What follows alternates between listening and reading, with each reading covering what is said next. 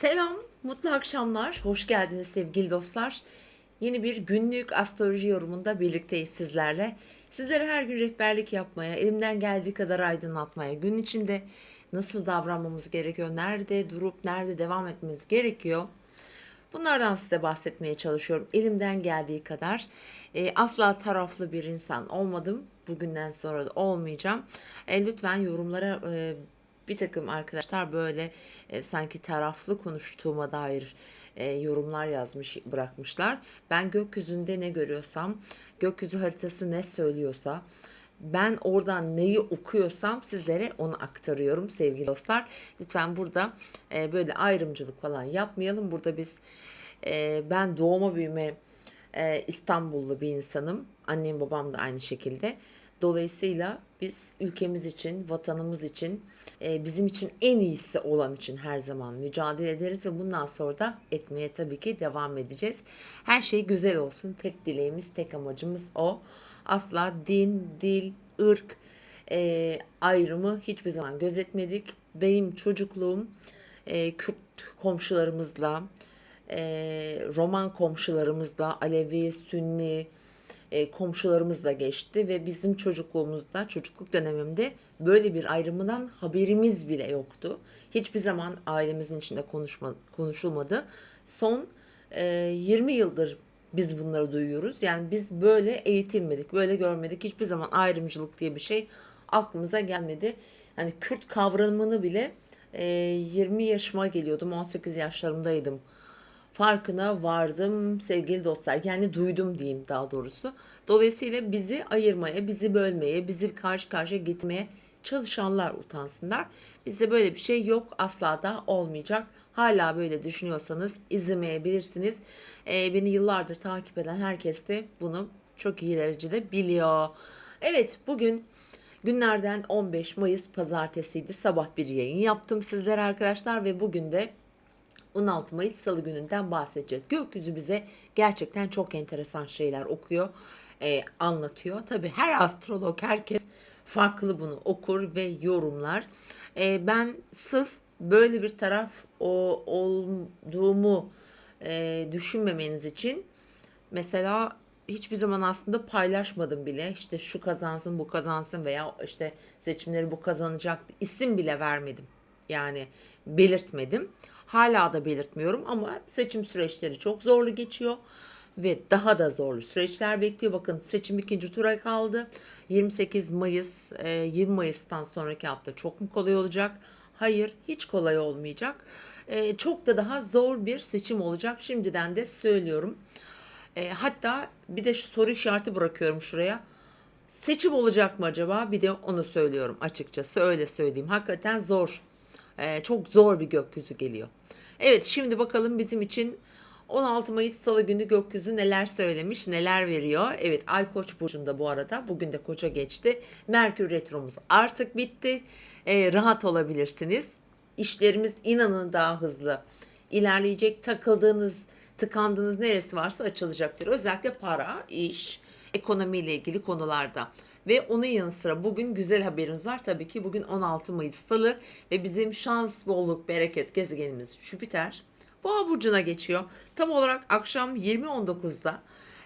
Bunun için zaten yorumlar yaptım. Şu anda da kanalımda.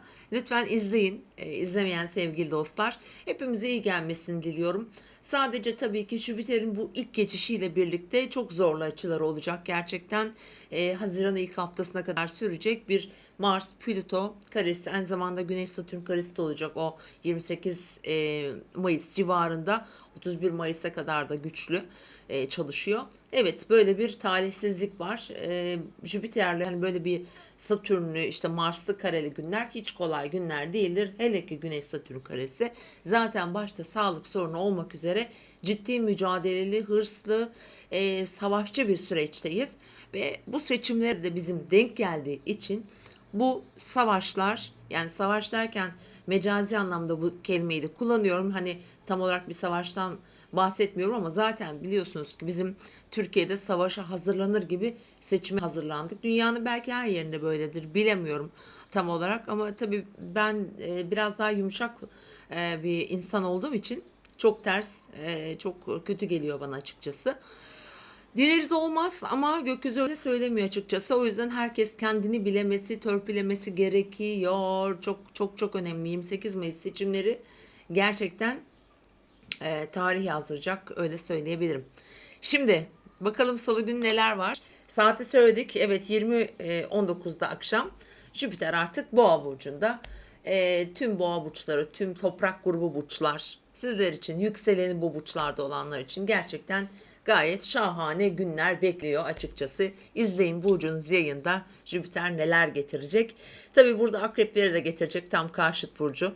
Daha şanslı ve fırsatlı bir döneme giriyor. Yorgun akrepler. Gerçi hangimiz yorgun değiliz? Hepimiz çok yorgunuz. Gerçekten çok zorlu günlerden geçiyoruz. Ülkece, milletçe depremler, felaketler derken o kadar yorgun ve üzgünüz ki bir de böyle bu seçimlerle bizi aşırı derecede yordular. Her gün mitingler, kavgalar, bağırışlar vesaire, gerçekten usandık. Hani dolayısıyla sağlıkla şöyle olsun bitsin istiyoruz. Yani gönlüm benim bundan yana. Evet, şimdi günlük yorumlarımızı okuyalım. Bakalım bugün gökyüzü bize neler söylüyor, değil mi arkadaşlar? Evet, Ay Koç burcunda dedik. Mars nerede? Bugün Mars Yengeç burcundaki tabii ki Ay'la bir kare açı içerisinde olacak. Genel olarak gün dinamikleri hızlı. Merkür'ün de düze dönmesiyle birlikte. Bunun yanı sıra, pardon şurayı bir kapatalım. Evet. Bunun yanı sıra mesela ne olacak bugün? Saat 17.28 18-28 arası. Şimdi Ay Şiron kavuşumu var. Bu genellikle duygusal anlamda zorlayıcıdır. Akşam saatlerinde bizim konuştuklarımıza, eylemlerimize, hareketlerimize biraz daha dikkat etmemiz gerekebilir. Kırıcı veya kırılgan olabiliriz. Şiron biliyorsunuz yaralı şifacıdır ve genellikle hem bizim şifalandırır, aynı zamanda da yaralı olduğumuz, içten böyle yaralı olduğumuz yerler var ya, oralara böyle bazen dem vurur. O yüzden dikkat etmek gerekiyor. Başka temel açı yok aslında. Temel açının bir tanesi hemen ayın 16'sına geçtiğimizde saat 01.41 02.41'de Ay Venüs karesi var. Ondan sonra gün genelinde hiçbir açımız yok değerli arkadaşlar.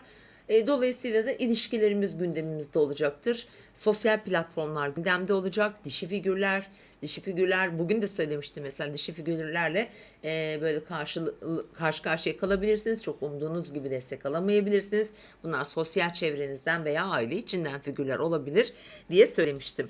Evet, şimdi gelelim günün güzel saatlerine. Bakalım bugün hangi saatler bize destek veriyor. Sabah, evet, 08.10 09.21 bugünün ilk güzel saati. Önemli bir işi, günü planlamak, önemli görüşme, randevu vesaire için kullanın.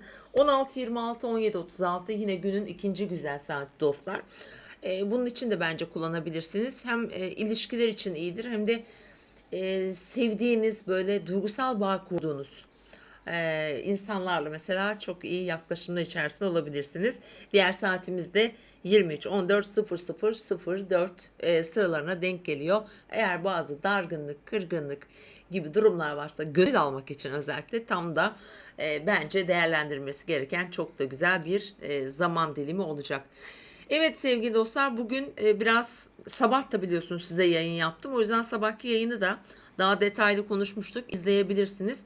Şimdi ben sizlere her yayında biliyorsunuz muhakkak önümüzdeki birkaç günden bahsediyorum. Yine bahsetmek istiyorum sizlere. Mesela çarşamba günden bahsedeceğim şimdi de. Şöyle baktığımızda özür dilerim. 17 Mayıs çarşamba günü.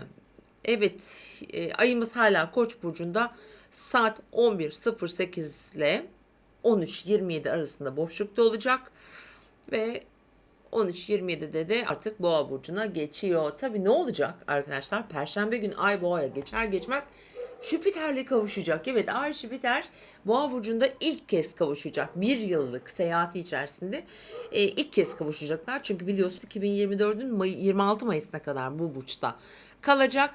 Dolayısıyla aynı zamanda da kuzey düğümle kavuşacak. Bakın bu önemli ama tabii girer girmez Plüto'yu da kare yapacak. O ayrı bir şey. Ben işin güzel tarafından bahsediyorum. Finansal konular, para ile ilgili konular gündeminizdeyse, bankalar, krediler, borçlar vesaire veya para talep edeceksiniz, maaş artışı talep edeceksiniz veya bir malın, bir şeyin fiyatını belirleyeceksiniz. Bir pazarlık yapacaksınız vesaire.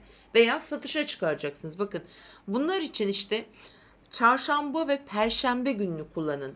Hani bugünden söylüyorum, ayın boğa burcunda olduğu günler maddi manevi güvenlik ihtiyacımız artar. Aynı zamanda çok daha iyi odaklanabilir. Çünkü Merkür de orada bakın. Çünkü zaten para piyasaları inanın çok gündemimizde olacak. Çarşamba öğleden sonra ve perşembe günü. Daha çok paraya, finansı, bankaları, işte altını vesaire bunları gündemimize taşıyacak.